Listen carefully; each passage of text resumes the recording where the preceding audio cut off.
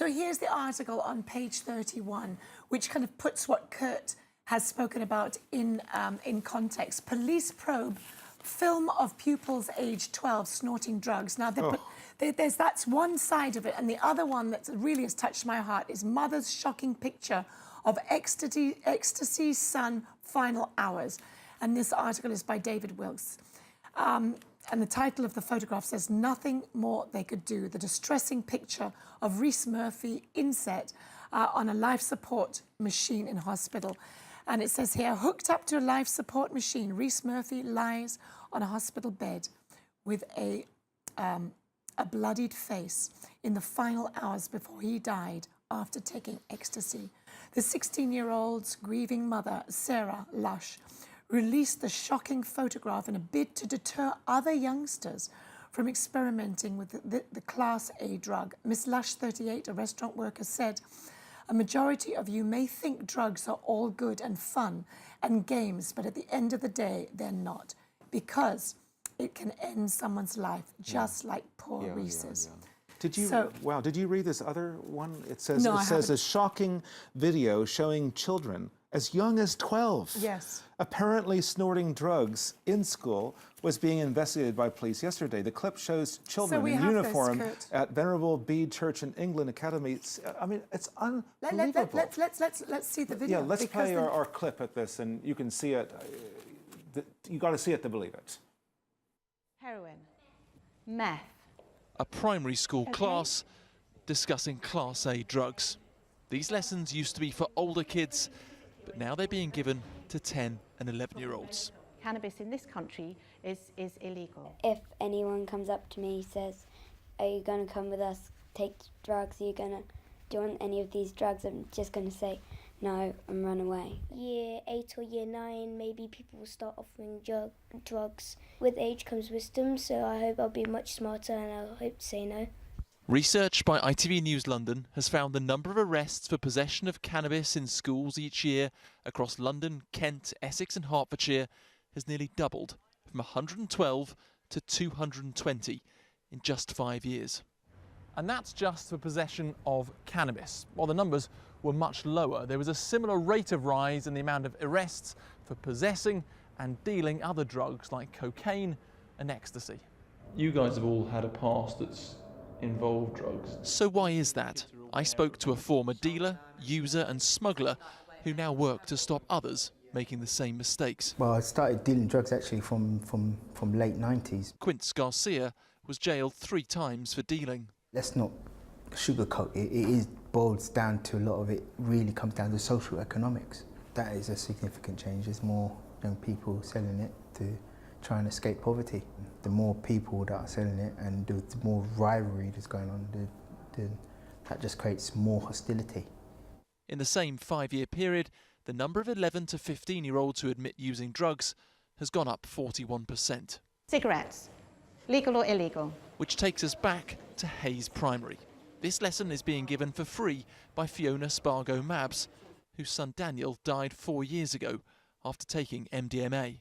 Not only is there a huge level of exposure and risk to young people now that there wasn't maybe even 10 years ago, but also that drug education has been really limited in school, and good drug education has been really limited. So young people are facing decisions about substances which can be incredibly risky without having the information and understanding they need. Fiona's dedicating her life to stop others making the same choices Daniel did. But can charitable foundations do enough on their own to make a real difference? Yeah, I mean, obviously I'm 57 years old, and my generation, I grew up in the 60s, early 70s, but this was never an issue for kids this young. I mean, this new trend is shocking. In my country, in America, it is so out of control. Even legal medication, for example, this is a possible scenario. Say one of you viewers, you break your leg right now, and then you're in America and you go to a GP, your local doctor, and your doctor recommends, okay, Beth, I can see that you're in pain, Kurt, or whatever your name is, take this. This is Oxycontin, which is an opiate. It's a heroin-based medication that is demonically legalized in America somehow. And over 30 million people are almost hooked on it. And it's like a Holocaust. You know, what's going to happen to these people? So what happens is you go in and you take your pill, you have a month's supply of medication, and you just say, you know what, I'm a big guy, it really hurts me, I'm going to take 2 pills. I don't like taking pills whole, swallowing them, so I'm going to crush them.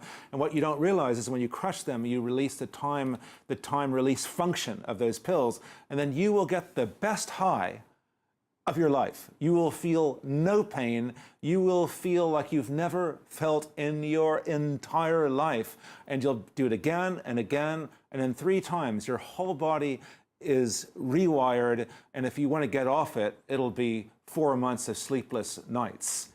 So, you know, this medication thing, these happy pills, but it's all people, what we saw in the video, Melanie, who want to escape, who want joy, who want to escape. And it's primarily in the low-income areas, and they're trying to escape poverty, as that gentleman said. But when you're on drugs, it's even worse. In America, you know, if you want to get a job at Tesco or Costco, one of these big kind of American, you know, supermarket chains, you have to get a drug test. And many people don't pass the drug test in low-income areas. It's frightening. The thing for me is, if it's children, you know, when I grew up, my mother warned me from a very, very early age, and that was like the 1970s. I was 10. And she just said, you know, obviously if you offered this, or if you were out and somebody offers you a drink or whatever. But now these kids, it seems to be a trend. So this thing with ecstasy is, oh, you know, come to the club, you know, and a lot of these kids are going to clubs and they're completely underage. All the girls, you know, 11, 12 years old wearing makeup and they look like they're 21. Yeah. So they're falling into trap because at their maturation level, they do not know how to judge whether somebody is trustworthy or not. And then if they are recommending, or have a little ecstasy, it'll give you an extra little buzz or whatever the case is. But we have a video about this young man. We have a video just now. Yeah. But it reminds me of what's happening in unis, universities, or colleges as we call them in America.